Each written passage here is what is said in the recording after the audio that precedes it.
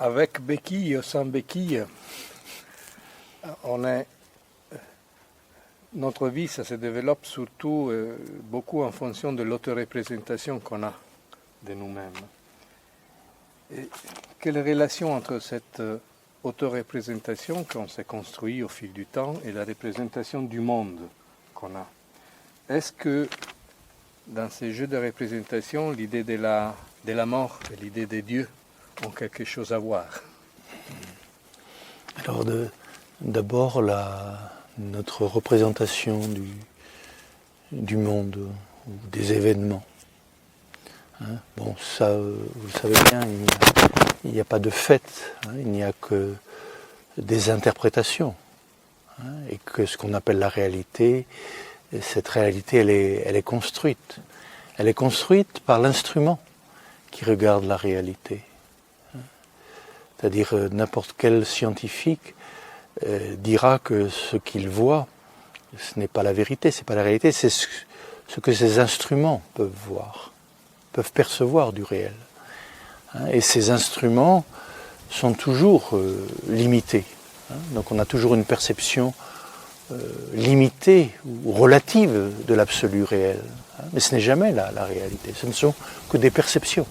Donc selon notre instrument de perception, eh bien, on voit différemment le monde. Je vois le monde tel que je suis, pas tel qu'il est. Je le vois tel que je suis, ou plus exactement, je le vois tel que mon instrument de perception peut le saisir, le percevoir. Quand je regarde ce buisson de roses avec un chien, un chat ou un animal, ce n'est pas le même buisson de roses. Et pourtant les roses sont toujours les roses, elles sont toujours ce qu'elles sont. Mais nos instruments de perception sont différents. Quand on regarde un paysage, chacun le voit selon ce qu'il est, selon son mode de perception. Donc c'est pour ça que changer de monde, c'est changer de regard. On ne peut pas changer le monde. On ne peut pas changer les événements. On peut changer notre façon de regarder les événements. Et notre façon de regarder les événements va changer les événements, va changer le monde. Donc le rapport, je crois que c'est important ce que vous disiez, ce rapport entre ce que je suis et le monde dans lequel je suis. Ce monde dans lequel je suis n'est que la projection de ce que je suis. N'est que l'interprétation de ce que je suis, des instruments de perception que je suis. Et que je peux. Alors c'est ça qui est peut-être intéressant, c'est qu'on peut changer notre façon d'utiliser notre corps, d'utiliser nos sens, d'utiliser nos pensées, changer de regard. Et là, peut-être le partager, ce regard, et ensemble créer un monde nouveau.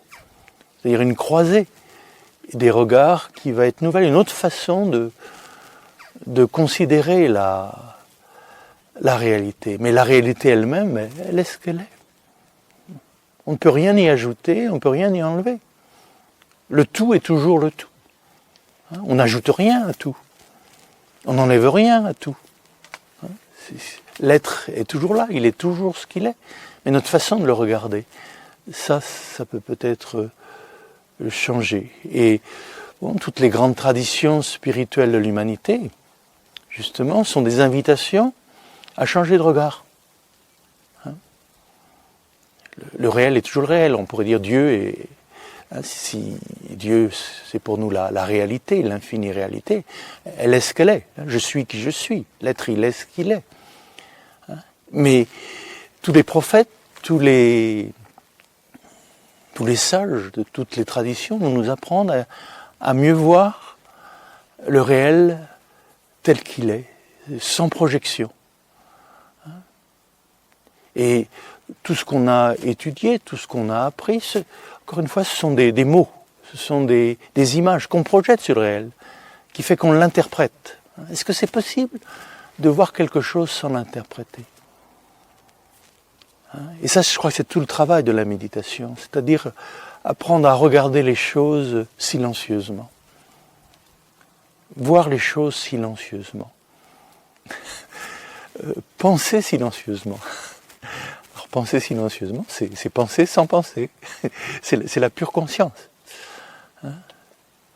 Donc, être conscient, devenir de plus en plus conscient de ses projections, hein, de ses jugements. Parce que du jugement dont vous jugez, vous serez vous-même jugé. Hein? C'est une parole de l'Évangile. C'est-à-dire quand on juge quelqu'un, quand on parle de quelqu'un, on ne parle pas de cette personne. On parle de notre façon de regarder cette personne. Hein? Et écoutez bien. Hein? Quand quelqu'un nous dit celui-ci, comme il est intelligent. Qu'est-ce qu'il est intelligent? Entre parenthèses, vous allez entendre, il pense comme moi. C'est très rare de trouver très intelligent quelqu'un qui ne pense pas comme vous. Hein? Donc on est toujours dans... Hein, je vois le monde tel que je suis, à partir de ce que je suis. Hein? Et il y a ce grand moment, donc, qui, effectivement, et là chacun vit dans son monde. C'est-à-dire chacun vit dans sa perception. Hein?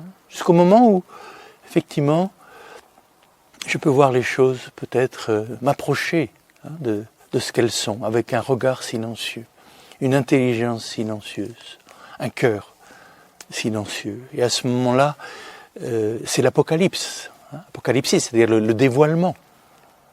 Hein, c'est le dévoilement de l'être tel qu'il est. Hein, et non pas tel que je le pense, pas tel que je l'imagine. Dans la première épître de Saint Jean, il nous est dit que nous verrons Dieu tel qu'il est. Parce que nous lui serons devenus semblables. Il ne nous est pas dit qu'on verra Dieu tel qu'on l'imagine, tel qu'on le croit, tel qu'on nous le fait croire, tel qu'on nous dit qu'il est, tel qu'on a lu qu'il est, tel que les religions nous disent qu'il est. On le verra tel qu'il est. Mais pour le voir tel qu'il est, il faut lui être devenu semblable. C'est Dieu seul qui peut connaître Dieu. C'est le silence en nous qui peut connaître le silence. Ce n'est pas les mots qui peuvent connaître le silence. Hein? Donc il y a ce moment dans nos vies, ce sont quelquefois d'infimes moments où on bascule dans le silence. Hein? Et toutes choses nous apparaissent au cœur de ce silence. Hein? Et là, ce sont des moments qu'on appellera des théophanies. Des moments de dévoilement, de révélation. Le Bouddha lui-même disait que le nirvana, c'est voir les choses telles qu'elles sont. Pas telles qu'on les imagine, pas telles qu'on les pense, pas telles qu'on les veut, pas telles qu'on exige qu'elles soient, pas telles qu'elles devraient être, mais telles qu'elles sont. Et à ce moment-là, il s'agit d'être un avec ce qui est. Et laisser cet un, je dirais rayonner à l'intérieur de moi-même, comme dans l'autre, comme dans tout ce qui existe. C'est un moment de reconnaissance et de gratitude.